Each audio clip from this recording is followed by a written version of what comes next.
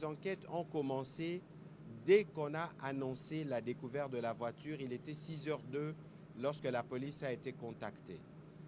Aujourd'hui, l'instruction se déroule au niveau du parquet. Vous avez suivi, je pense, le procureur général près de la Cour de cassation qui s'était exprimé à ces sujets. Il y a évidemment un procureur qui se charge de l'instruction. Il y a l'auditorat militaire qui a été mis à contribution, mais aussi tous les services de sécurité que vous connaissez. Le président de la République a dit en Conseil de ministres vendredi qu'il avait échangé à propos avec le Premier ministre belge. Samedi matin, ma collègue de la justice a saisi les autorités belges. Cet après-midi, j'ai discuté avec l'ambassadeur de Belgique à ces sujets.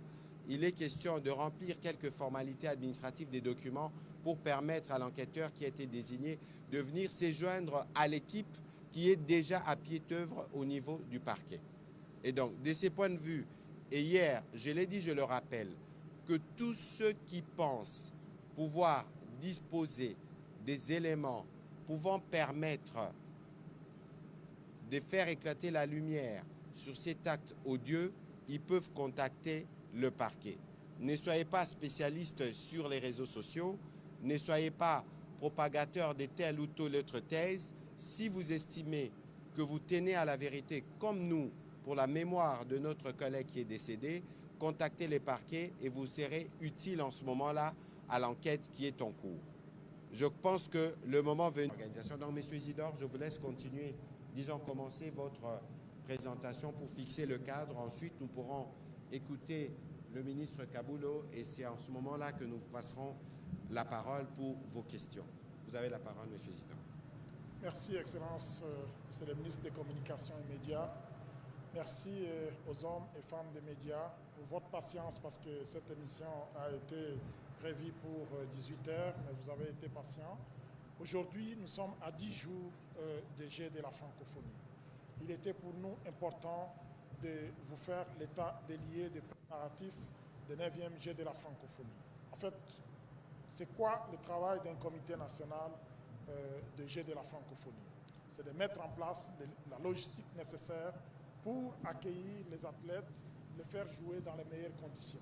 Pour cela, nous devons nous occuper de leur transport, de leur hébergement, de leur restauration, des conditions sanitaires et sécuritaires assurées, mais également de mettre à leur disposition les infrastructures nécessaires. Aujourd'hui, je peux vous assurer que toutes les infrastructures sont là, prêtes à accueillir les athlètes, parce que pour les athlètes, ils ont besoin d'un espace de jeu, ils ont besoin de vestiaires, ils ont besoin de sanitaires.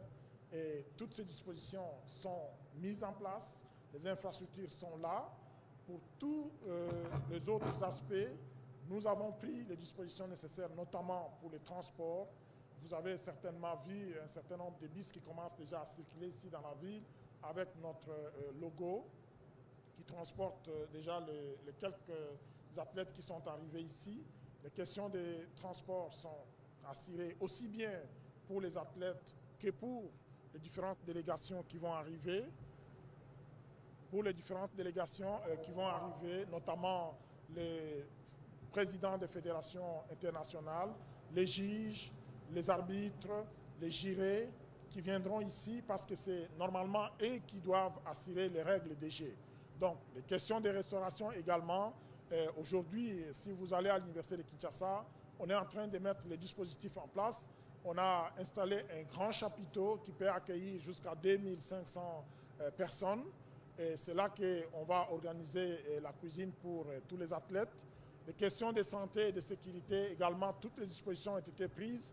Certainement que quand vous êtes rentré ici, vous avez vu qu'à l'entrée, il y avait non seulement les agents de Delta, mais aussi les agents, donc les JR qui sont là, et la police et d'autres services qui sont mis à contribution pour justement assurer la sécurité. Donc aujourd'hui, on est venu vraiment pour vous donner toutes ces informations et vous rassurer que les Jeux ont déjà commencé parce que nous avons déjà accueilli à peu près 200 quelques. Il y a d'autres qui arrivent ce soir. Nous allons atteindre jusqu'à 300 athlètes déjà ici, avec leurs accompagnateurs, une centaine. Et ils sont logés à l'université. Ça, comme a dit son Excellence, Monsieur le Ministre, il y a certainement ce que vous avez certainement vu, mais vous devez savoir que l'université de Kinshasa, ça fait presque plus de 2 ans, il n'était pas habité. Et donc la résidence n'était pas utilisée parce qu'on était en train de faire les travaux. Justement, lorsque on a fini ces travaux-là et qu'on était sur le point d'installer les athlètes, il y a certainement des réglages qui doivent être faits, notamment en ce qui concerne l'eau, parce que les robinets sont restés longtemps non utilisés. C'était cette situation-là qui a été réglée rapidement parce que la Régie des eaux a pris la relève, a envoyé des citernes, et aujourd'hui, j'ai envoyé mes équipes qui sont allées là-bas, et moi-même, je vais y aller demain parce que j'ai reçu des appels de plusieurs délégations de différents pays qui cherchaient à savoir qu'est-ce qui se passait réellement. Alors je leur ai promis, j'ai dit, je préfère aller moi-même ouvrir les robinets pour que vous puissiez voir qu'effectivement l'eau est en train de couler. Donc encore une fois, j'aimerais vraiment que la population congolaise, en sa globalité, soit rassurée que la RDC s'est préparée et est prête à accueillir les athlètes qui viendront des 5 continents. Voilà. Voilà, merci Monsieur le Directeur pour vos mots introductifs. On va passer la parole au ministre des Sports. Vous devez être les plus heureux d'hériter de tous ces bâtiments. Il faut nous dire quelle sera la nouvelle configuration du stade de Martyrs, mais ce serait souhaitable aussi que vous puissiez nous faire le point de la préparation de nos athlètes. On a beaucoup parlé d'infrastructures, on a beaucoup parlé de logement, des restaurations, on a peu parlé de nos athlètes parce qu'il y en aura à peu près 300 minimum, je pense, qui vont participer. Peut-être que c'est l'occasion de fixer l'opinion à propos. Oui, bien sûr, merci. Je salue les dames et les messieurs de la presse. Je salue également les téléspectateurs qui nous suivent en ce moment. Je voudrais bien rassurer les Congolais et les Congolaises que le 9e jeu de la francophonie auront bel et bien lié à Kinshasa. Et c'est dans ces stades où nous nous trouvons aura lieu la cérémonie d'ouverture, le 28 juillet à partir des 18 h. Donc je crois que l'étape des inquiétudes est dépassée. En ce qui concerne nos athlètes, nous avons finalisé toutes les équipes qui vont participer à ces jeux. Nous nous engageons dans 9 disciplines et je peux vous donner le détail qu'en athlétisme, nous aurons 71, 71 athlètes congolais qui vont participer. En basketball dames, nous aurons 12. En cyclisme, il y aura 14 sportifs congolais. En judo, 14. La lutte africaine, nous allons aligner 30 lutteurs. En lutte libre, 30. Et pour le tennis de table, il y aura 2 participants. Et en football, nous aurons une délégation de 20 athlètes. Ces Congolais vont rentrer dans les villages. Comme les villages ouvrent ses portes dimanche prochain, le 23, toute la délégation congolaise va monter sur la colline inspirée à l'université de Kinshasa où ils seront logés. Donc, je pense que le moral est haut. Nous organisons ici chez nous.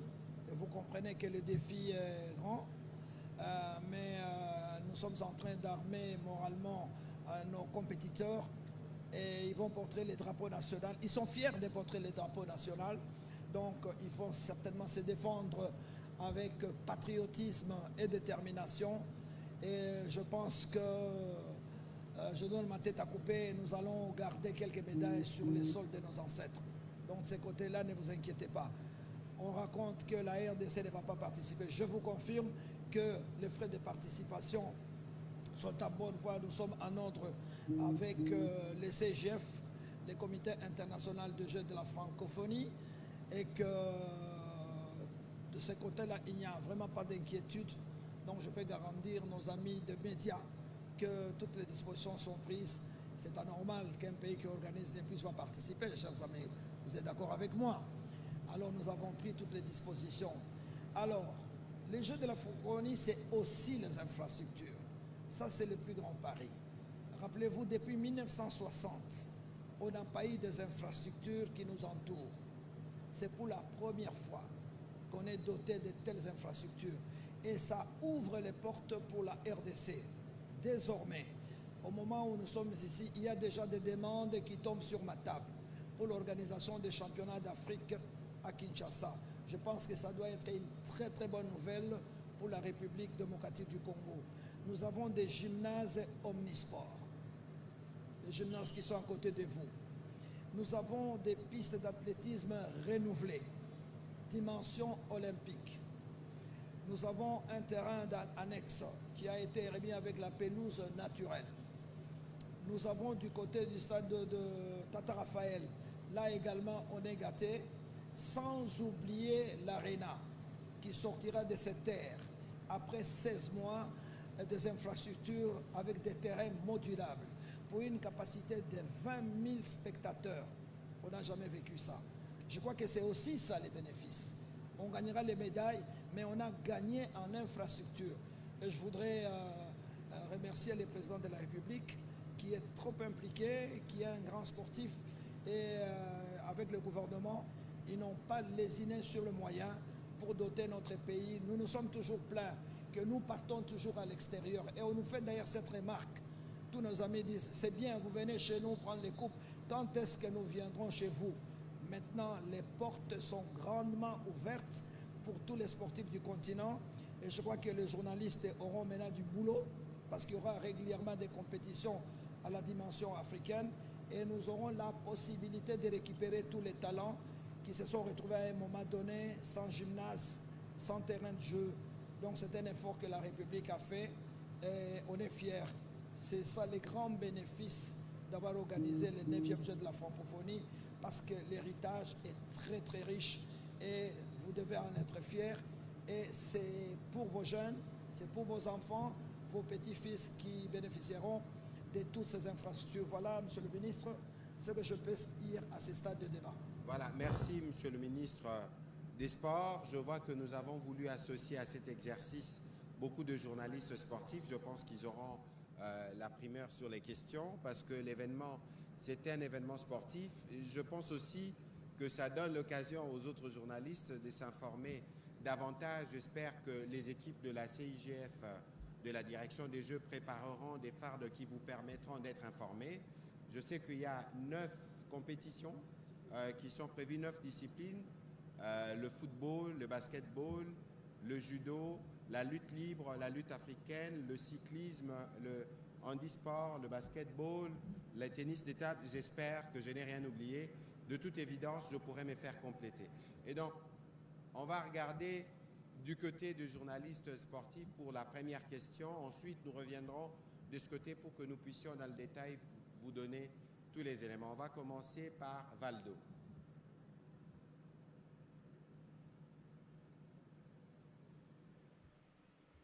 Bonsoir à tous. Bonsoir, Excellence, Monsieur le Ministre. Je vais aller droit au but. J'ai 4 préoccupations. Oui. Ma première, c'est au ministre des Communications, Monsieur Patrick Mouyaya.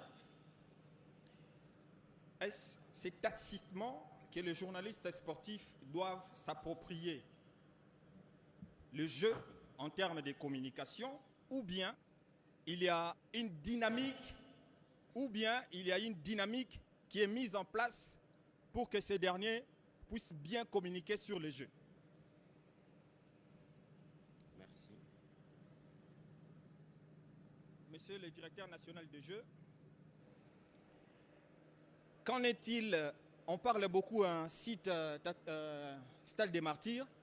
Qu'en est-il du site Tata Raphaël? Je vais vous dire que ce site a été mis en quarantaine. Monsieur le ministre des Sports, vous avez été voir toutes les disciplines qui vont naturellement représenter les pays au jeu. Qu'en est-il de tennis de table? Vous les avez cités, 2 athlètes. Est-ce que vous avez vu ces 2 athlètes Est-ce que vous les connaissez personnellement? Est-ce que vous savez où est-ce qu'ils se préparent? Dans quelles conditions se préparent ces athlètes?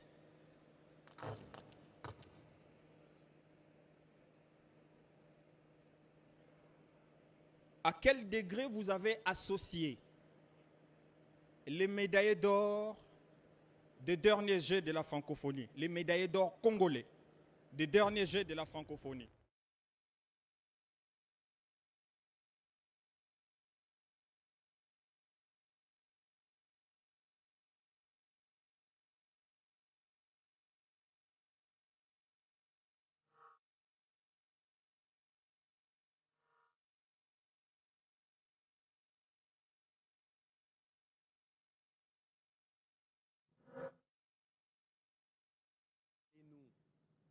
Des dispositions particulières, les Jeux, c'est un événement que nous accueillons. Et donc, en tant que journaliste, évidemment, ça suscite votre intérêt dès le départ, parce que c'est votre domaine de prédilection. Et donc, bien au-delà de l'intérêt que vous portez, parce que c'est votre travail, nous avons le privilège au gouvernement d'avoir un ancien journaliste sportif parmi les doyens. Et donc, il y a eu un travail qui a commencé au niveau de la direction des Jeux, mais nous sommes dans la dernière ligne droite qui va nous conduire jusqu'aux Jeux de la francophonie, et nous pensons que le moment est venu, et c'est pour ça que nous faisons cet échange, parce que bien au-delà de cet échange, il y aura une discussion, parce qu'il y a toutes les questions des accréditations des journalistes des médias locaux, votre accès, les salles de presse et tous les dispositifs qui ont été préparés pour vous permettre de bien faire votre travail. Donc de ce point de vue, ne vous inquiétez pas, il y a des dispositions qui ont été prises et qui vous seront communiquées pour nous assurer que vous participez pleinement dans toutes les disciplines. En tout cas, vous ferez le choix parce qu'il y aura plusieurs compétitions, mais pour que vous puissiez aussi suivre les athlètes congolais, les autres athlètes, et de faire un bon rendu des différentes compétitions dans le cadre de ces Jeux de la francophonie. Il faut considérer que dans ce qui se fera, il y a une part de patriotisme aussi, parce que c'est un événement que nous recevons, c'est un événement qui dépendra intimement de la couverture que nous en ferons. Dans un contexte où il y a toute cette campagne de ceux qui pensent qu'on n'était pas prêt, que la RDC ne pouvait pas, mais aujourd'hui nous avons démontré à travers notamment tous les bâtiments, toutes les infrastructures qui ont été apprêtées, que notre pays est prêt à relever les défis de cette organisation mondiale. Et donc nous attendons de vous, des médias, cet accompagnement stratégique, et bien évidemment nous allons nous assurer que de l'autre côté nous avons mis à votre disposition tous les éléments d'information nécessaires et les conditions qu'il faut pour que vous puissiez exercer pleinement votre travail. Monsieur le ministre, pour les questions qui vous concernent. Bien, merci. La première question concerne le tennis de table. Vous savez, nous sommes liés par un quota qui est défini par le comité international de Jeux de la francophonie, et c'est dans ce contexte-là que le tennis de table a obtenu 2 places. Les 2 places seront donc occupées, et je vous annonce que dans quelques jours, nous allons accueillir les championnats d'Afrique de tennis de table ici à Kinshasa, avec plus ou moins 8 pays africains qui vont participer à ces championnats en parallèle avec le jeu de la francophonie, et notre délégation participera à ce championnat. Alors moi personnellement, physiquement, je ne suis pas allé voir où s'entraînent les pongistes, mais mes collaborateurs ont fait les tours de toutes les salles et pour suivre de près dans quelles conditions se sont préparés. C'est vrai, ce n'est pas dans des conditions olympiques comme on l'aurait souhaité, mais les conditions au niveau de la fédération de tennis de table, on a réuni quelques moyens pour permettre aux pongistes de préparer cette compétition. En ce qui concerne le médaillé d'or, il est vrai que nous, en tant que RDC Sport, nous sommes des participants. Nous ne sommes pas des organisateurs. C'est vrai que c'est organisé ici chez nous. Moi, mon problème, c'est quoi? C'est aligner les équipes nationales pour défendre les couleurs nationales. Il est vrai qu'on parle du médaillé d'or. Le médaillé d'or que je connais, c'est Mako Robondo qui a gagné la médaille d'or. Rappelez-vous, c'était en 2017 à Abidjan, n'est-ce pas? Alors, Maintenant, l'associé, ça dépend du comité national des Jeux de l'homme. On aurait souhaité qu'un garçon comme Makorobondo soit invité, par exemple comme ambassadeur, mais il n'a pas été. C'est dans les cahiers de charges, en tout cas, du comité national de Jeux de la francophonie, qui, pour l'une ou l'autre raison, ne l'a pas associé. Ce n'est pas dans mon cahier de charges d'inviter les anciens médaillés. Et en plus, les médaillés ne sont même pas nombreux. Donc, en ce qui concerne Makorobondo, c'est ça. Et je pense que Isidore est bien placé pour vous donner les noms de certains compatriotes qui sont retenus comme ambassadeurs. Les athlètes pratiquants, les anciens athlètes qui ont été sélectionnés par le comité national de jeux de la francophonie. Je voudrais également ajouter à ce que le ministre Patrick Mouyaya a dit ici. Il a donné la liste complète de disciplines, mais il y a ce qu'on appelle des sports d'exhibition. Nous aurons les zango avec nos mamans traditionnelles et je pense qu'il y aura les tirs à cordes également. Ce sont des compétitions d'exhibition pour apporter de l'ambiance autour de cette grande fête internationale et ça va s'ajouter à cela.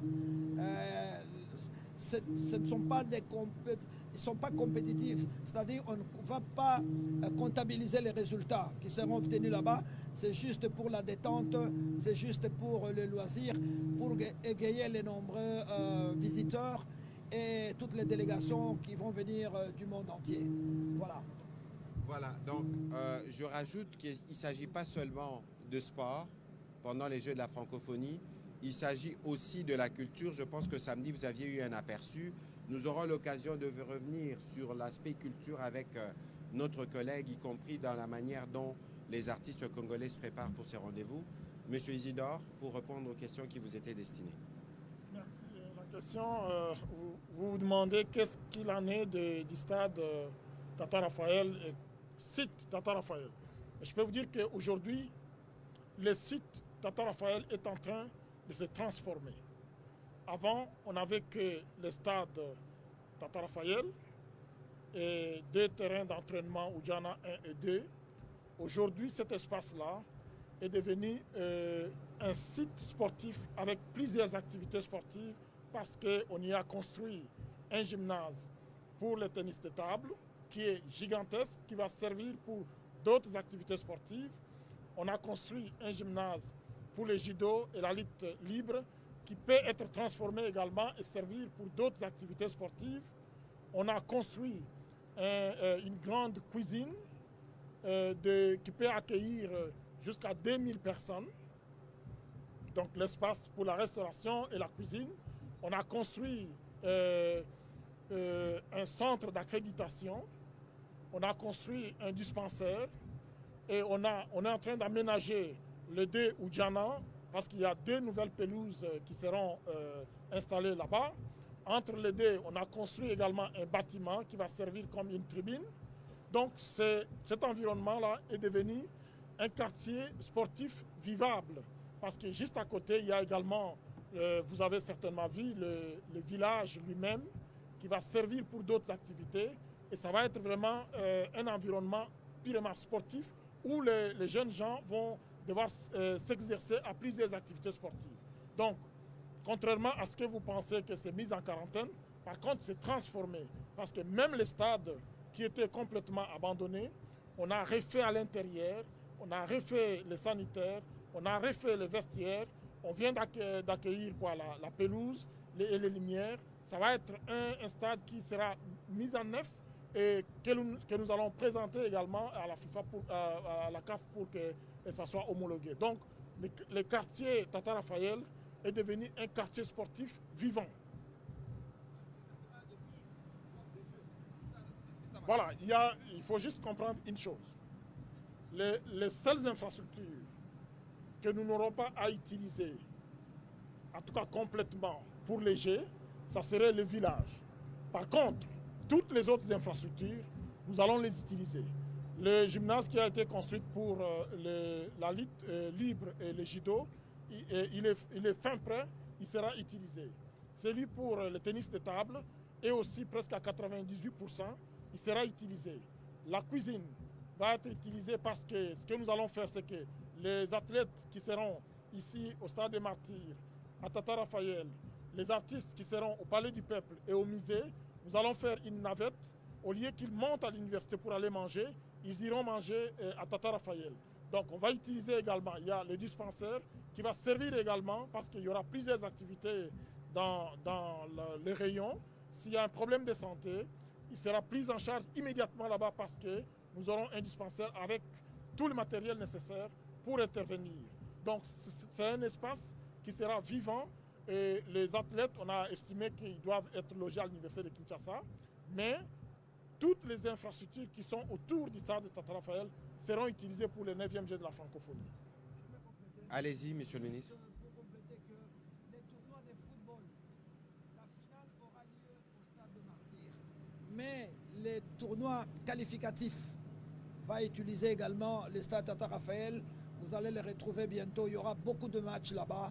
Donc c'est garanti que c'est une infrastructure qui sera exploitée dans le cadre des 9e Jeux de la francophonie. Et d'ailleurs, peut-être qu'avant les débuts de jeu, nous aurons l'occasion de faire un tour pour vous permettre de voir que ce soit à l'Unikin, au village de jeu, que ce soit au Stade Tata Raphaël ou ici, parce qu'on doit nous représenter les Stades de Martyrs.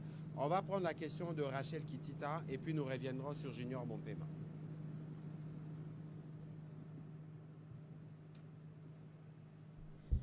Merci beaucoup, Monsieur le Ministre, pour la parole. Quelques petites questions au directeur du Comité national des Jeux de la francophonie, Monsieur Isidore Kwanja. On va crever l'abcès ce soir. Il se dit beaucoup, il se raconte beaucoup sur l'organisation des 9e Jeux de la francophonie. Vous parlez de la restauration.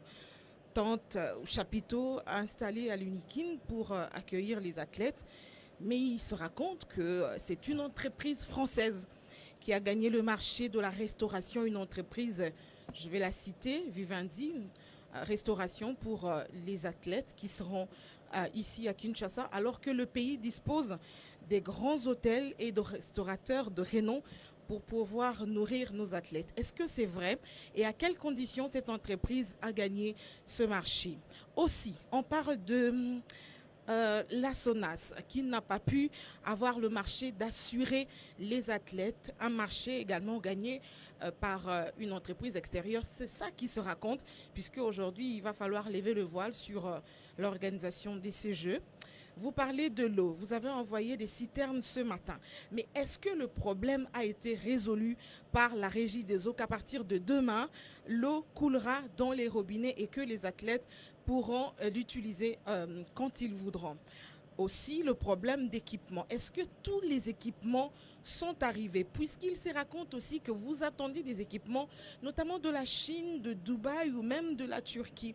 Est-ce que tout ça est vrai ou ce sont justement de racontards des rues de Kinshasa? Si vous le permettez, monsieur le porte-parole du gouvernement, une question d'actualité pour vous.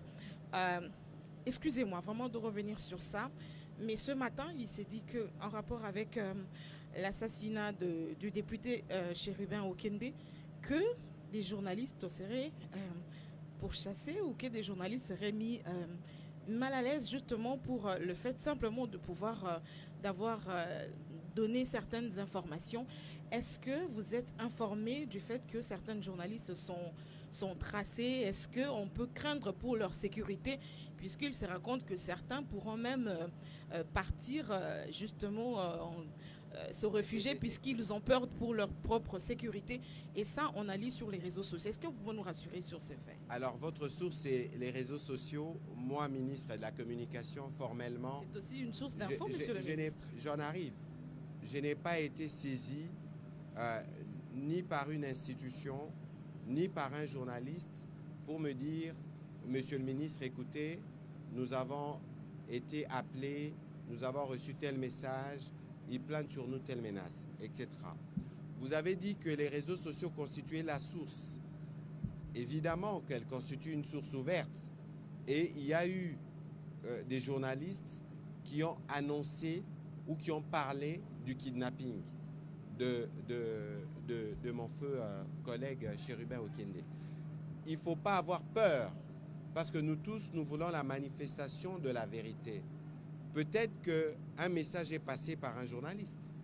Peut-être qu'un journaliste peut être un renseignant qui nous permette d'aller vers la manifestation de la vérité.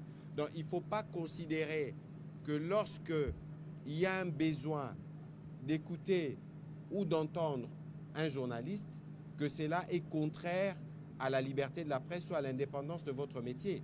Ici, il faut démêler un puzzle. Il faut arriver à retracer les faits suivant leur chronologie, et il y a des annonces qui ont été faites. Je ne vous partage pas une confidence. Lorsque moi j'ai vu les messages sur les réseaux sociaux, j'ai contacté les responsables de tous les services pour demander ce qu'il en était. Est-ce que ce que nous lisons est vrai ou faux? Parce que généralement sur les réseaux sociaux, il y a du vrai comme il y a du faux. Et j'ai reçu une réponse disant qu'on n'avait aucune trace dans aucun service de l'honorable Chérubin. Il était 1h ou 1h30 du matin. Et le matin, nous avons tous vu la mauvaise nouvelle. Et la mauvaise nouvelle qui a été annoncée aussi par des journalistes. Et donc, vous voyez que dans la quête de la vérité, pour de besoins d'enquête, il est possible qu'on demande à Madame Rachel Kitita, mais vous avez parlé du kidnapping, qui est votre source? Bon, ça va rentrer dans un débat de protection de sources, etc. Mais ici, il y a une vraie problématique. Je dois rappeler que depuis que je suis au ministère, la protection de journalistes, la promotion de la liberté de la presse sont pour nous des piliers, parce que c'est ce qui nous permet de consolider notre démocratie. On peut s'en plaindre, mais regardez chez nous comment la parole elle est prise, comment les journalistes s'expriment et comment les hommes politiques s'expriment. Mais c'est parce que justement nous y tenons, et nous au niveau du ministère, nous travaillons à nous assurer que les journalistes sont protégés dans l'exercice de leur métier. Il y a quelques semaines, j'avais discuté avec les journalistes de la presse internationale parce qu'ils avaient des inquiétudes sur un certain nombre de sujets. Je pense que ces inquiétudes ont été prises en charge et de manière étroite, nous continuons de collaborer. Donc j'invite tous les journalistes qui ont été ou qui ont été menacés ou qui ont entendu des choses de ce sens qui nous contactent et nous verrons comment on va faire. Je ne citerai pas les noms, mais il y a des journalistes qui ont été ciblés. Il y a eu des informations crédibles que certains journalistes ont été ciblés sûrement par ceux qui propagent la psychose ou qui veulent s'aimer les chaos. Ces journalistes ont été pris en charge et il y a des dispositions sécuritaires qui ont été prises. Et donc, il ne faut pas s'inquiéter s'il y a des questions qui peuvent vous être posées pour nous aider à trouver de la lumière. Vous avez parlé des réseaux sociaux comme source et les réseaux sociaux peut-être peuvent donner des pistes. Voilà sur cette question, M. Isidore, vous pouvez répondre aux questions qui sont les vôtres. Et il faut crever l'abcès. Je vais crever l'abcès parce que cette question m'a été posée à plusieurs reprises. Madame Kissita, je vais vous dire qu'avant que j'en arrive à trouver un prestataire extérieur, j'ai commencé mes recherches ici au niveau national. Je suis allé visiter plusieurs restaurants ici dans la place. J'ai échangé avec plusieurs. Sincèrement, je n'ai pas, à moins que l'on me contredise, je n'ai pas trouvé un restaurateur qui avait la capacité de nourrir 4000 personnes pendant 14 jours. C'est-à-dire avoir une chaîne d'approvisionnement, de nourrir 4000 personnes pendant 14 jours. J'ai fait cette démarche-là au niveau national. J'ai rencontré plusieurs restaurateurs. Moi-même, je suis allé avec mes équipes. Vous devez comprendre une chose, c'est que dans l'organisation des Jeux de la francophonie, il y a des dispositions qui sont prises, notamment pour ce qui est de la restauration. Parce que la restauration est capitale pour les athlètes. D'abord, ça doit être... donc, on doit faire intervenir les nutritionnistes, les diététiciens, pour s'assurer que la nourriture qui est présentée aux athlètes réponde aux conditions exigées. Ça, c'est un. De deux, l'organisation des Jeux, nous le faisons avec les comités internationaux. Les jeunes gens qui viennent, ils viennent de plusieurs pays. Nous avons l'obligation de nous assurer que la nourriture que nous allons offrir plaise à tout le monde.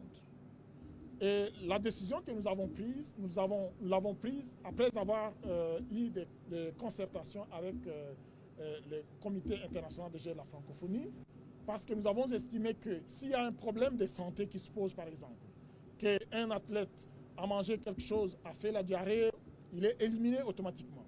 Et donc, c'est une responsabilité partagée. Et donc, nous avons estimé qu'on devait prendre un prestataire qui assurait la traçabilité de tout ce qu'il offrait comme nourriture.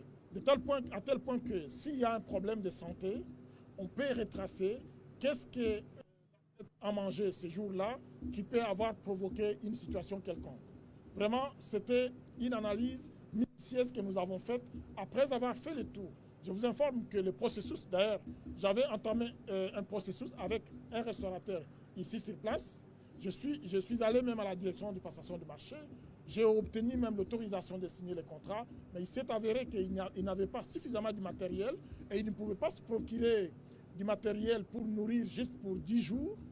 Il estimait qu'il ne pouvait pas rentrer dans sa dépense. Combien de personnes il faut nourrir par jour?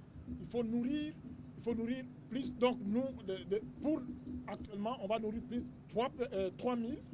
Il faut 3 repas par jour pendant 14 jours parce qu'on compte 2 jours avant, 2 jours après. Ça fait même 3 jours avant, 3 jours après parce que nous avons contracté pour 16 jours. Donc ça prend toute une logistique avec une chaîne d'approvisionnement pour permettre de nourrir les matins, à midi et les soirs. Donc ces dispositions-là, on n'a pas trouvé un restaurateur au niveau local. On a même pensé associer 2-3 restaurateurs, mais on n'avait toujours pas la possibilité de nous assurer qu'on aura un service approprié. Pour ce qui est des assurances, je pense que vous le savez bien que le système d'assurance dans notre pays est libéralisé. Dans un système libéral, c'est le mieux offrant. On va chez le mieux offrant. Nous avons un prestataire qui est ici au niveau national, avec qui nous avons contracté pour assurer nos athlètes, tous les athlètes qui viennent ici à Kinshasa. Donc, nous ne sommes pas dans un système donc, comme c'était à l'époque, un seul prestataire. Maintenant, on a libéralisé le système. Nous allons chez celui qui nous offre un bon prix. Pour l'eau, je peux vous assurer qu'on est en train de régler, et on a réglé cette question-là, parce qu'aujourd'hui, la régie des eaux a installé de façon permanente les agents là-bas jusqu'à la fin des Jeux, pour s'assurer que chaque fois qu'il y aura un problème, qu'on puisse immédiatement intervenir. Il en est de même pour l'électricité également. Donc, on a pris ces dispositions-là. Aujourd'hui, cette question de l'eau ne va plus se poser parce qu'en plus, qu'est-ce que nous avons fait? Nous avons augmenté le nombre de citernes. C'est-à-dire que la nuit, on va stocker une grande quantité d'eau dans les citernes, de telle sorte que même si il n'y a pas de l'eau qui coule dans les robinets de la régie des eaux, nous avons suffisamment de stock pour que les athlètes puissent avoir de l'eau pour tous leurs besoins. Et pour ce qui est des équipements, je vous informe que les équipements sont déjà ici à Kinshasa. Les équipements, c'est quoi? Si vous rentrez ici, par exemple, il y a eu des tests qui se sont passés ici. Tout l'équipement est là, on a déjà installé, y compris tous les autres sites. Dès qu'on finit complètement, comme là on a fini complètement, à partir de demain, on va commencer à équiper tous les gymnases. Donc, et en plus, pour le domaine dans les aspects culturels, nous avons du matériel scénique de grande valeur qui va servir après les Jeux. Vous savez, on n'a pas de studios ici, nous avons des grands musiciens, mais on n'a pas de studios où nos musiciens, nos artistes peuvent produire au niveau local. Actuellement, après les Jeux, nous allons avoir tout ce matériel qui sont déjà ici à Kinshasa. Donc je peux vous assurer que sur ce point, on a pris toutes les dispositions.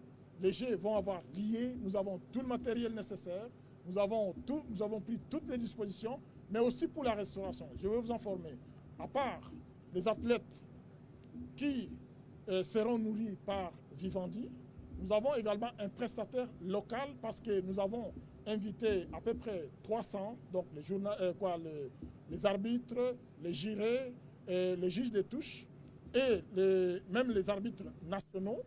Ils seront nourris par nous et nous allons utiliser cette cuisine de Tata Raphaël qui va faire en sorte que toutes les personnes qui sont ici, qui vont avoir des activités ici au Stade des Martyrs, au Palais du Peuple, au musée et à Tata Raphaël, on va faire une navette et toutes ces personnes à l'heure de midi, ils vont se restaurer ici au restaurant de Tata Raphaël. Et ça, c'est une restauration locale. Donc on a pris toutes ces dispositions, mais on n'a pas trouvé un prestataire qui avait la capacité de nourrir les athlètes, une grande quantité, donc un grand nombre d'athlètes comme nous avons la situation actuellement. Et tout calcul fait, combien coûtent les Jeux de la francophonie, les 9e Jeux de la francophonie? En fait, cette question-là, je donne toujours la même réponse. Je vous dis ceci. Ce que la République a fait, c'est un projet de développement. Toutes les infrastructures qui sont construites ici, ce n'est pas seulement pour les Jeux de la francophonie, mais c'est également pour la jeunesse congolaise. Parce que ces infrastructures, elles sont immenses. Nous les avons construites pour qu'elles servent à plusieurs autres activités sportives. Ici, on peut y faire des handball, on peut y faire des basketball et plusieurs autres activités, y compris toutes les autres infrastructures. Donc c'est un projet de développement. Ce qui a été fait, même si on n'avait pas organisé les Jeux de la francophonie, le gouvernement qui est conduit par le président de la République, qui veut investir dans la jeunesse, avait des projets de développement pour développer le sport professionnel en République démocratique du Congo. Bon, je crois qu'on a crevé l'abcès. Non, regardez, Madame Kittit, parce que cette question reviendra souvent. Vous dites combien alors qu'on n'a même pas encore fini d'organiser ces Jeux. Je peux vous donner des exemples, parce qu'il y a des exigences des fédérations notamment, qui ont demandé le tartan. Je ne sais pas si vous connaissez les tartans. Moi, je l'ai appris récemment. C'est la piste sur laquelle on fait de l'athlétisme. Il fallait le renouveler. Il y a eu des exigences. On dit, pour la climatisation, il fallait ceci, il fallait cela. Et donc, tous ces travaux, c'est des travaux qui sont en cours et n'ayez pas peur parce qu'il y aura une reddition de compte le moment venu. La deuxième chose, c'est l'investissement, comme il a été dit ici. La République démocratique du Congo, nous sommes une grande terre d'accueil. Mais regardez, depuis 1974, je parle sous le contrôle de mon collègue de droite, on n'a pas accueilli une grande compétition sportive. Ça veut dire que depuis toutes ces années-là, on n'a pas investi pour être en mesure. Hier, je disais encore dans les briefings que moi, j'ai négocié avec l'ambassade de France pour que nos basketteurs s'entraînent sur les terrains du lycée français qui est couvert. Le basket ne se pratique plus à ciel ouvert. Mais regardez sur ces sites, on a un terrain de basket moderne à droite, on a un autre à gauche, on a un aréna devant. Vous ne pouvez pas imaginer ce que ça représente à la fois pour nos jeunes sportifs qui pourront s'entraîner et compétir. Et surtout que nous pouvons, à travers ces infrastructures, accueillir de grands événements et générer des profits pour les trésors publics. Donc, sur la question, attendez, parce que nous, on a fait le choix de la transparence. Le moment venu, nous y reviendrons. Junior Bompema, une question, s'il vous plaît, parce que nous devons courir derrière le temps. Malheureusement, parce que j'ai de petites questions. Allez-y, allez-y. La première, elle est toute petite. Je l'adresse au directeur des Jeux, M. Isidore Kwanja. J'anticipe peut-être l'après-jeu. Aujourd'hui, la RDC peut se taper la poitrine d'avoir autant d'infrastructures. Je suis dans ces métiers de journaliste sportif il y a très longtemps. C'est pour la première fois que je vais commencer à pratiquer le métier dans les conditions. Alors, qu'est-ce que vous prévoyez par rapport à l'après-jeu pour la maintenance de ces infrastructures-là? Avec le gouvernement congolais, vous qui gérez, vous qui allez remettre les clés. Qu'est-ce qui est prévu? Quels sont les mécanismes mis en place pour que finalement ces infrastructures soient gardées en l'état? Nous le savons que la maintenance, c'est ce qui pose problème, surtout chez nous en République démocratique du Congo. C'était la question à vous. Je vais très rapidement aborder des questions techniques. Le ministre des Sports a parlé des 9 disciplines. Et effectivement, nous avons aligné 9 disciplines. Je voudrais quand même savoir, nous appelons les Congolais à venir applaudir les léopards de toutes les disciplines. Mais il n'y a pas seulement les infrastructures qu'il faut applaudir, il y a aussi les jeux, il y a aussi les médailles qu'il faut gagner. Il a mis sa tête à couper que après les Jeux, la RDC gagnera autant de médailles. Je voulais quand même savoir par rapport à la préparation de ces Jeux.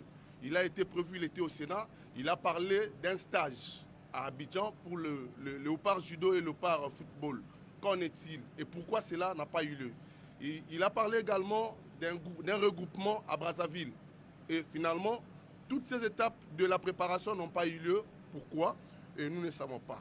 Une dernière question peut-être.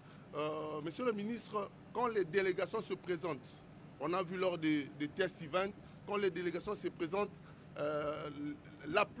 excusez-moi, la moins belle présentée, c'est la nôtre. Nous n'avons pas d'équipement pour les judokas. Il n'y a pas de judogi à ce jour qui doivent être attestés par la fiche. Pour les lutteurs, il n'y a ni de jungles, ni de maillots pour combattre. Finalement, on aura quel genre d'athlète à présenter le jour de jeu avec des judogis qui ne sont même pas allés dans des pressings, avec des maillots et des jungles troués. Je voudrais quand même savoir par rapport à la préparation et la présentation des athlètes en termes d'équipement. Merci bien. Merci. On va commencer par le ministre. Bien, merci pour cette question. Il est vrai que nous avions prévu des stages bloqués pour nos sportifs dans le seul objectif de créer ce qu'on appelle l'esprit du team. On regroupe les sportifs, pourquoi? Pour qu'ils puissent échanger, pour qu'ils puissent se connaître et se fréquenter. Ça, c'était important. Et nous avons prévu tout cela. Et nous avions voulu profiter du championnat d'Afrique de judo à Abidjan pour faire bloquer nos judokas à Abidjan, de manière à ce qu'ils soient associés aux jeunes footballeurs qui sortaient du tournoi Fachi Cup pour qu'ils puissent s'entraîner là-bas. Nous avions prévu également, nous avons pris contact avec le centre sportif de Kintele à Brazzaville pour héberger une certaine partie de la délégation, pas toutes les disciplines, parce que nous avions prévu également de garder certaines disciplines ici, par exemple le tennis de table et les handisports qui devaient être internés. Il est vrai que ce vœu ne s'est pas concrétisé pour certaines raisons logistiques, mais qu'à cela ne tienne, les fédérations ont continué à entraîner les sportifs. Et nous avons même cédé certaines salles ici dans les entrailles du stade de Martyrs où nos sportifs ont poursuivi leur préparation. Rappelez-vous que nous avions interné les Léopards football de moins de 20 ans. C'était à Vénus Hôtel de Kinkole où les sportifs se sont entraînés. C'est vrai, entre le vœu et les réalités, ça ne s'est pas concrétisé, mais cela n'a pas du tout empêcher à ce que nos sportifs puissent s'entraîner. Toujours pour des raisons de logistique, toutes les dispositions ont été prises, de manière à ce que les athlètes congolais puissent se produire dans la dignité et la fierté. Et il y a les matériels en route et d'ici là, nos sportifs auront les équipements nécessaires. Et je crois que les sportifs ne seront pas nus. Bon, Pema, vous pouvez être sûr. Les sportifs seront habillés et vous allez certainement les applaudir. Je voudrais profiter de ça pour sensibiliser quand même nos confrères. Ce sont les Jeux de la République démocratique du Congo. À un certain moment, vous devez vous approprier ce jeu. Il ne faut pas toujours avoir l'esprit négatif. Ce n'est pas bien. Les pays qui organisent doivent être soutenus par les médias locaux. Encourager vos sportifs, essayez de les motiver davantage.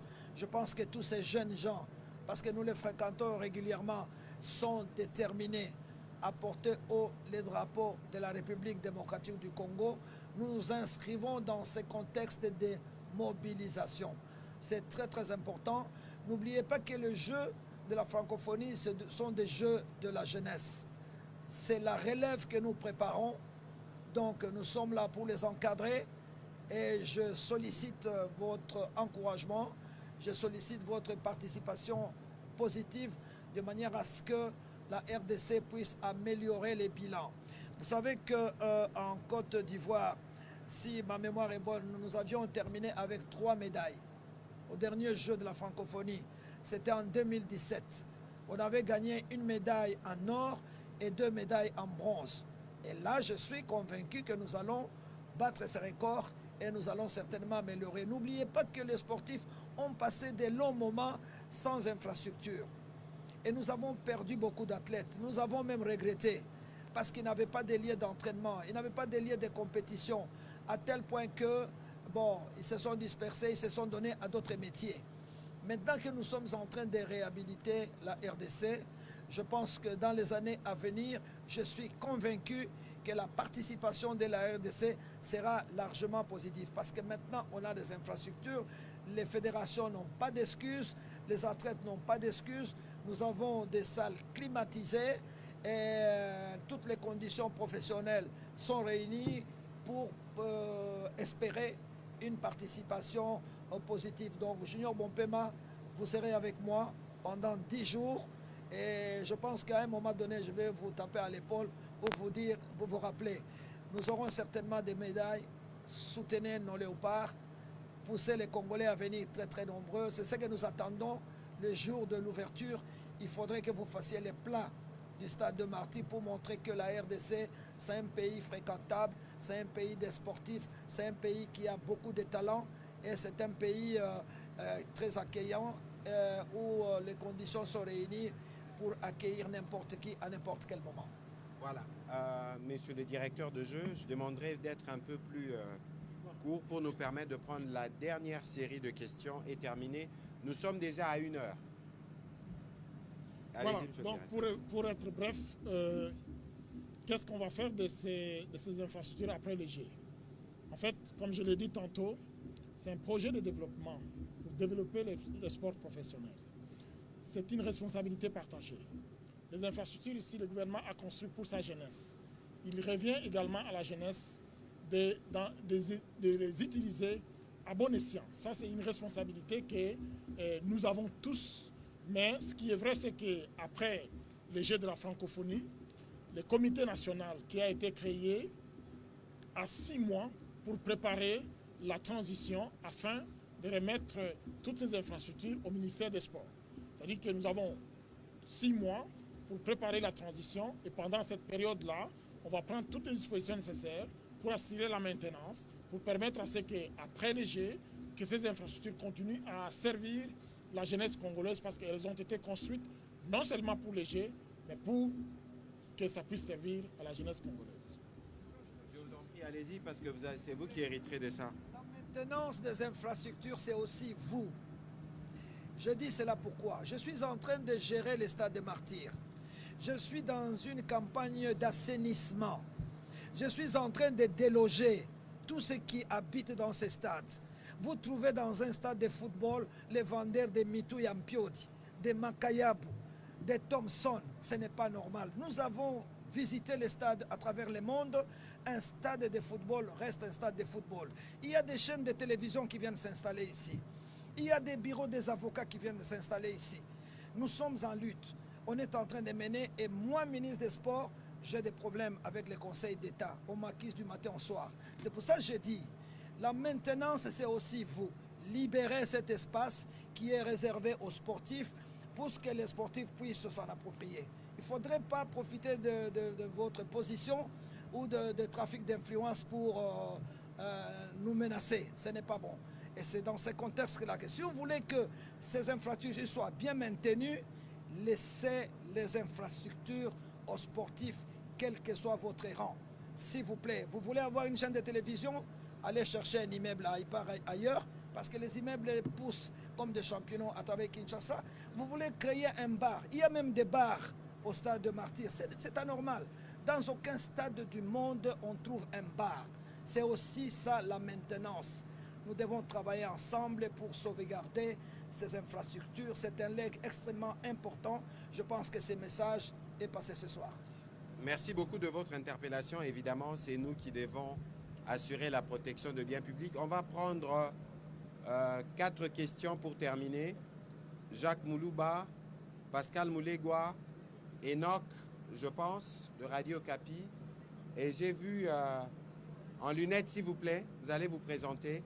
On va prendre les 4 dernières questions. Nous aurons peut-être un autre exercice jeudi.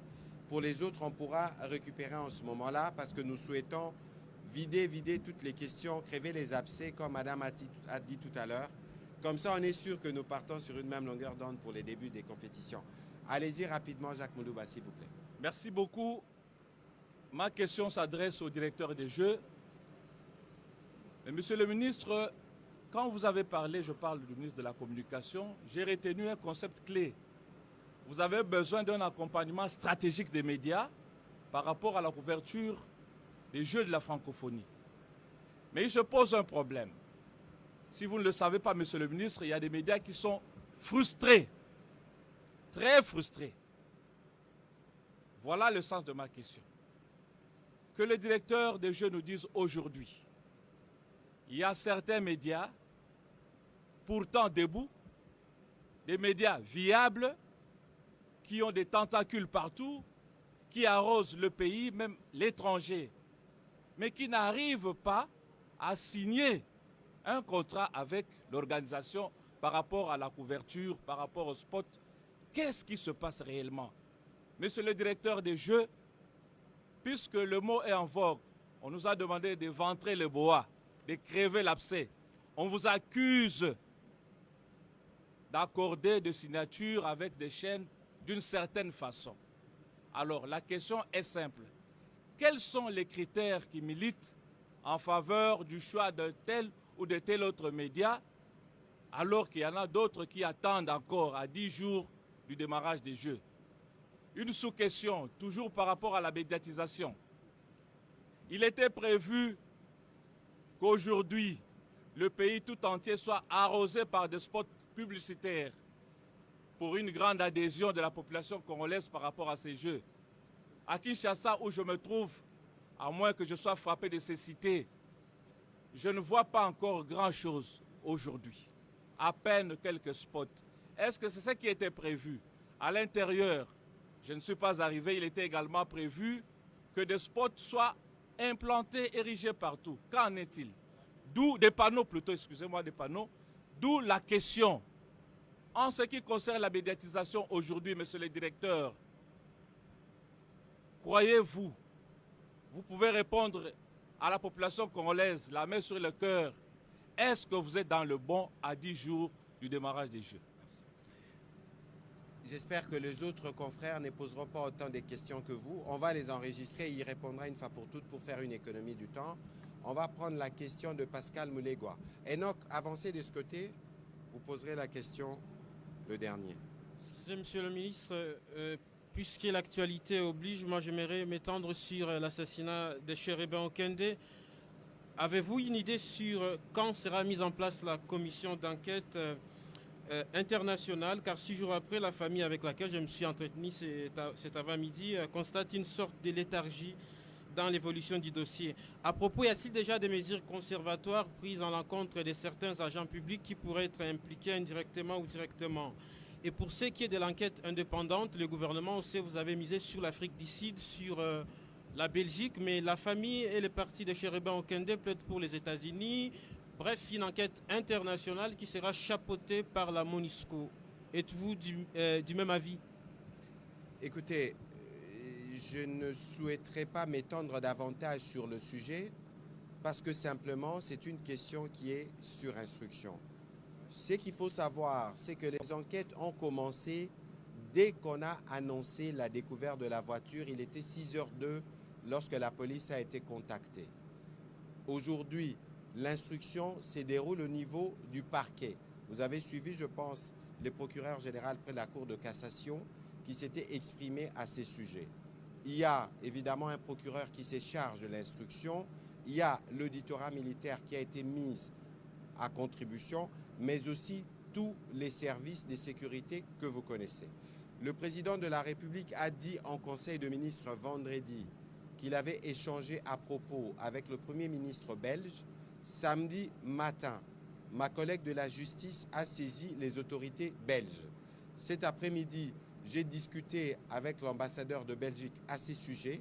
Il est question de remplir quelques formalités administratives des documents pour permettre à l'enquêteur qui a été désigné de venir se joindre à l'équipe qui est déjà à pied d'œuvre au niveau du parquet.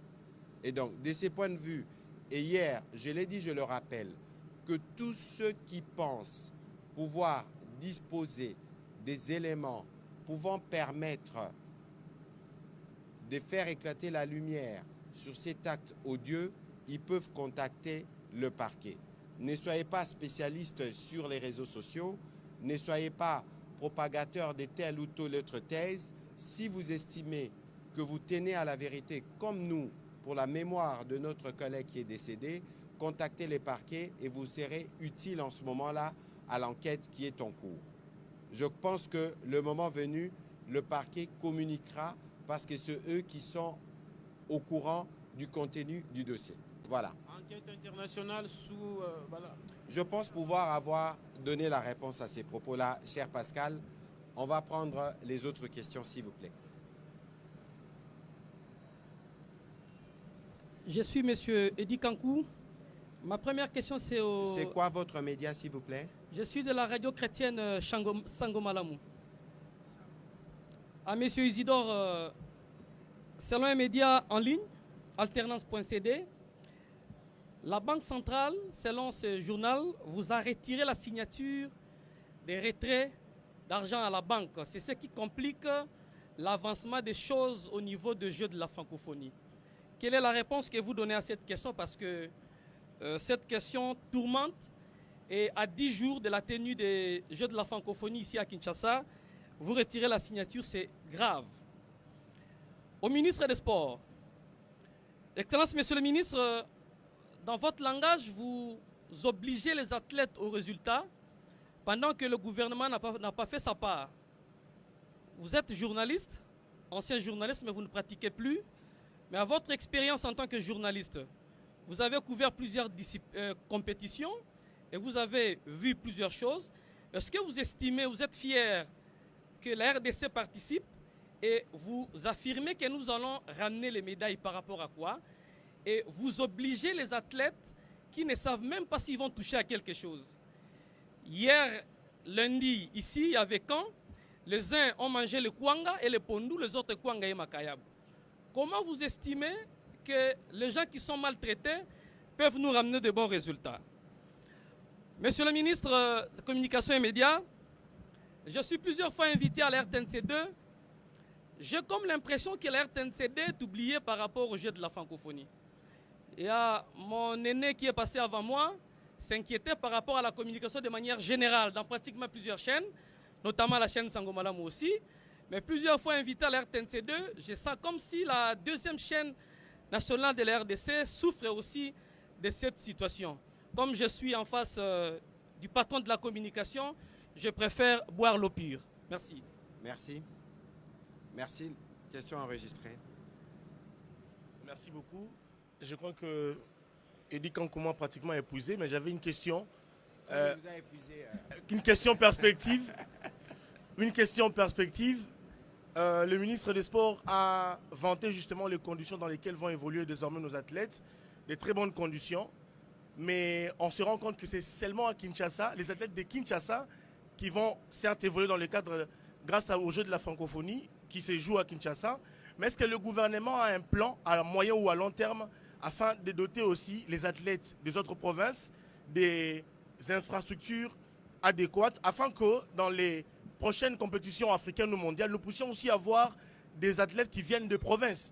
Parce que le constat, il est que dans la majorité des délégations, c'est souvent des jeunes, des athlètes qui viennent toujours de Kinshasa. Merci. Voilà la dernière question. Merci beaucoup. C'est M. Enoch Matondo de Radio Kapi. Monsieur le directeur national, selon une information à notre possession, il y a certains pays occidentaux qui ne veulent pas venir participer à ces Jeux. Ils évoquent le problème de l'insécurité à Kinshasa. Nous voulons en savoir un peu plus. Et ce matin, nous avons diffusé le son d'un athlète burkinabé, je pense, qui a parlé des mauvaises conditions d'hébergement. Bien que nous avons reçu quelques petites menaces juste après la diffusion de cet élément par un des membres du comité d'organisation, bon, c'est un ami, nous avons fini par nous faire comprendre. Nous voulons savoir, est-ce que vous pouvez nous expliquer comment est-ce que les athlètes qui viennent récemment d'arriver à Kinshasa sont hébergés? À Monsieur le ministre des Sports et Loisirs, Kabulo Mona Kabulo, nous voulons juste savoir s'il y a une enveloppe qui a été prévue avant les Jeux pour les athlètes congolais, parce que j'ai reçu un athlète, un judoka, qui m'a parlé de très très mauvaises conditions d'entraînement et de préparation. Nous voulons juste savoir s'il y avait une petite enveloppe prévue avant le démarrage des Jeux. Merci. Voilà, merci pour vos dizaines de questions. On va commencer par les directeurs de jeu. Comme ça, on va crever les abcès. Et puis nous allons terminer cet exercice. Allez-y. Merci. Je vais répondre à la première question de notre compatriote qui dit que certains médias sont frustrés. En fait, les médias ne sont pas frustrés. L'exercice que nous avons fait était un exercice très délicat parce que tous les médias qui nous accompagnent ou tous les médias de la RDC, qu'est-ce que je veux dire? C'est-à-dire qu'ils sont très importants pour nous. Ils sont très importants pour nous. Nous avons certainement signé un certain nombre d'ententes. Il ne s'agit pas de contrats, ce sont des ententes qu'on a signées avec un certain nombre de médias, notamment la RTNC, qui est notre chaîne officielle. Et nous avons signé également avec d'autres. Alors, on a fait un choix. On n'est pas resté sur un certain type de médias. On est allé la presse écrite, audiovisuelle, dans les réseaux sociaux, les influenceurs. On a essayé un peu de ratisser large et on continue à le faire. Il y a encore des ententes qui sont en préparation parce que nous estimons que vous jouez un rôle important pour diffuser tout ce qui va se passer pendant les Jeux parce que notre objectif est que le monde entier voie ce qui se passe ici dans notre pays. Et donc pour cela, nous avons préféré travailler avec tous les médias, avec tous les supports, pour que celui qui n'a pas peut-être l'occasion de regarder la télévision parce qu'il n'a pas le temps, il peut peut-être voir une publicité, il peut peut-être suivre la radio, il peut peut-être dans les réseaux sociaux. Donc on a essayé de faire ça comme ça et on continue à le faire et je compte sur vous pour que vous puissiez nous accompagner dans ce processus. Donc il n'y a pas un média qui est frustré et ma porte est toujours ouverte. Lorsqu'on me demande une entrevue, je trouve toujours un temps pour le faire et on continue à signer des ententes. On va continuer à le faire. Je peux vous assurer que j'ai fait un effort pour que je puisse travailler avec tous les médias. Il y a un compatriote qui a posé la question, qui dit qu'on m'a retiré la signature par la Banque centrale. D'abord, je n'ai pas un compte à la Banque centrale. J'ai un compte dans une banque privée. Donc, pas mon compte, mais le compte de mon organisation, le CNJF. On n'a pas un compte à la Banque nationale. Je vais juste vous informer comment ça se passe. Lorsque le pays accepte d'accueillir les Jeux de la francophonie, il signe un cahier de charges avec l'Organisation internationale de la francophonie. Et il s'engage à mettre en place un comité national qui est le pont entre le gouvernement du pays hôte et l'organisation internationale. Et on lui confie la gestion des ressources financières, matérielles, infrastructurelles et humaines. Et c'est lui qui est l'intermédiaire entre le gouvernement du pays hôte et l'organisation internationale. On lui donne les mandats, on lui donne la gestion des finances et il a l'obligation de rendre compte aussi bien au gouvernement qui a mis en place les comités qu'à l'OIF. Et selon les cahiers de charges, chaque 3 mois, il y a un expert financier qui vient pour auditer nos comptes. Quand il arrive, on tire les extraits des banques, on lui donne des explications de toutes les dépenses que nous avons faites. Parce que, rappelez-vous que tous les athlètes qui viennent ici, leur gouvernement en tout cas, va payer 400 € par athlète. Cet argent est versé directement au comité international, à l'OIF. Après les Jeux, on va faire l'évaluation, donc on va faire l'audit général et on va reverser cette contribution au gouvernement du pays hôte. Donc, le CNJF n'a pas un compte à la Banque centrale et la Banque centrale n'a pas à lui retirer la signature.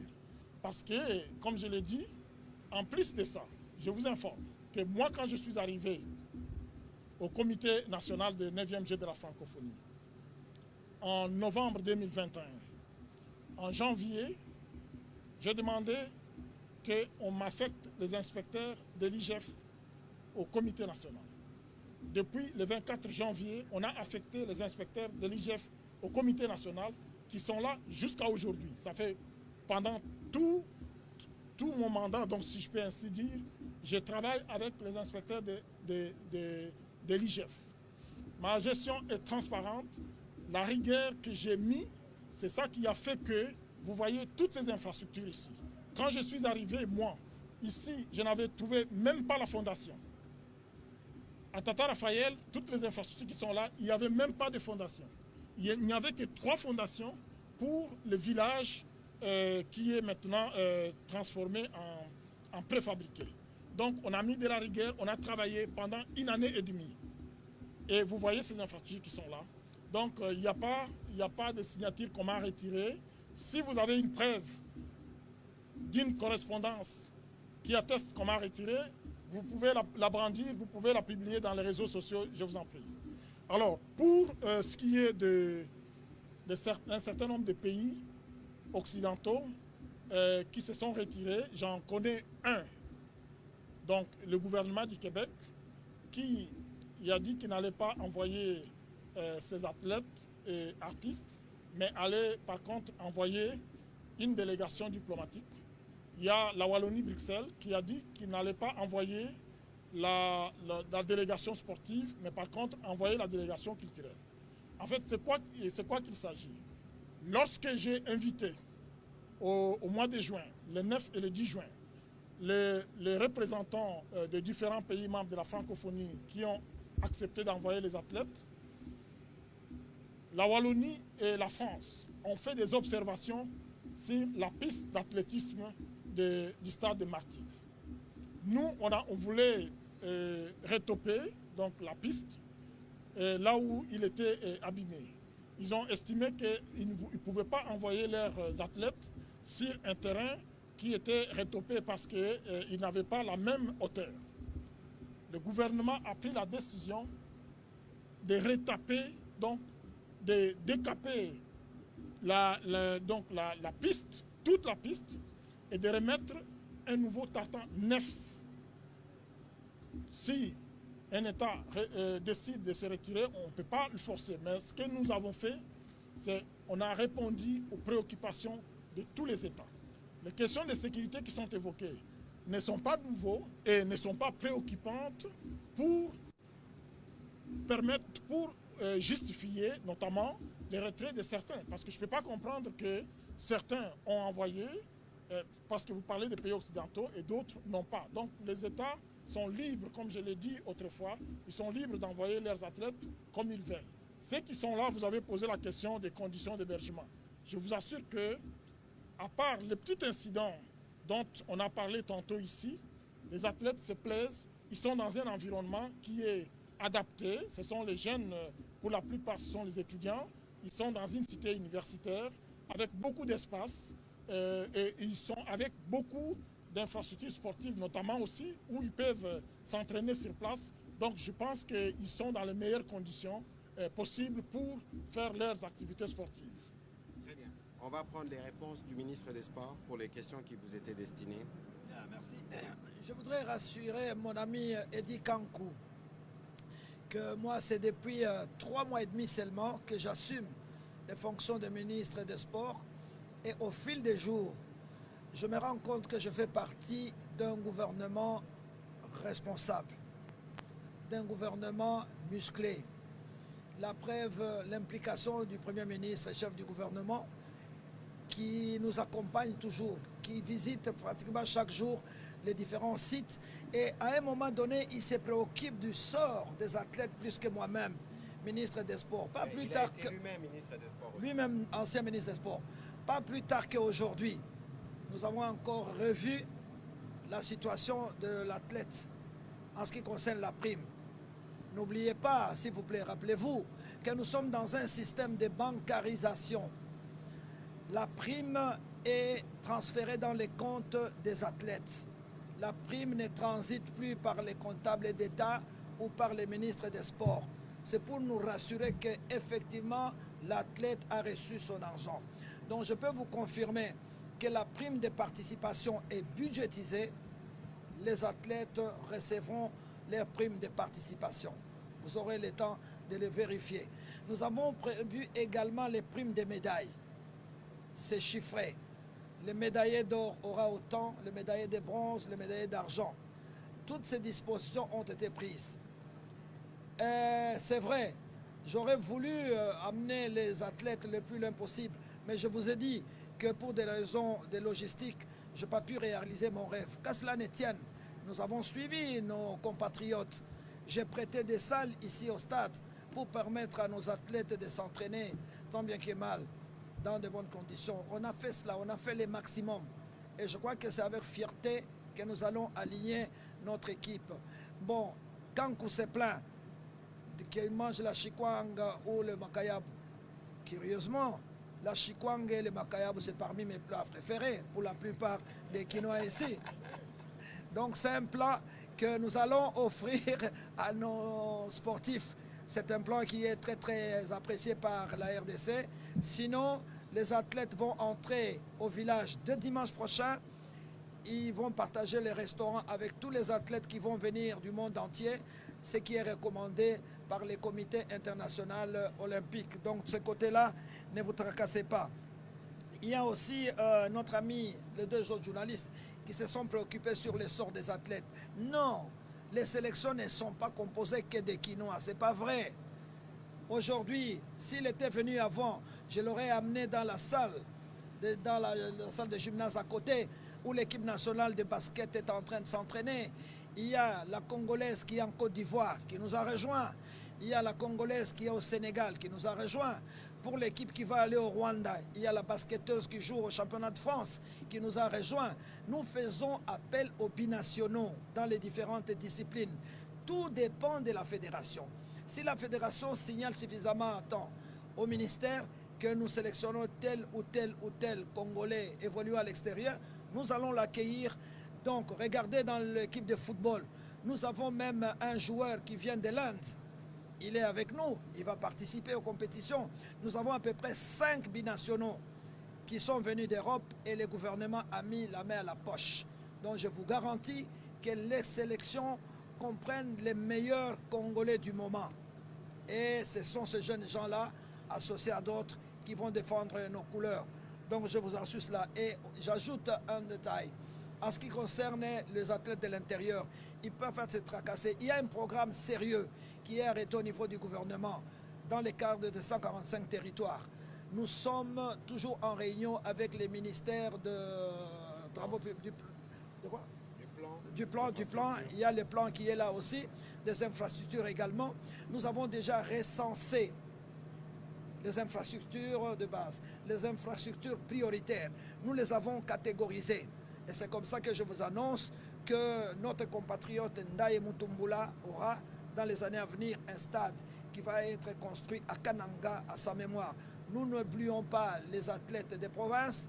Vous connaissez mon parcours. J'ai été très critique et en étant au gouvernement, j'insiste toujours. Et je suis fier parce que ce gouvernement place l'athlète au centre de ses préoccupations. Je vous donne cette garantie et je vous le rappelle. Et voilà donc, rassurez-vous que nos athlètes vont valablement défendre nos couleurs aux Jeux de la francophonie.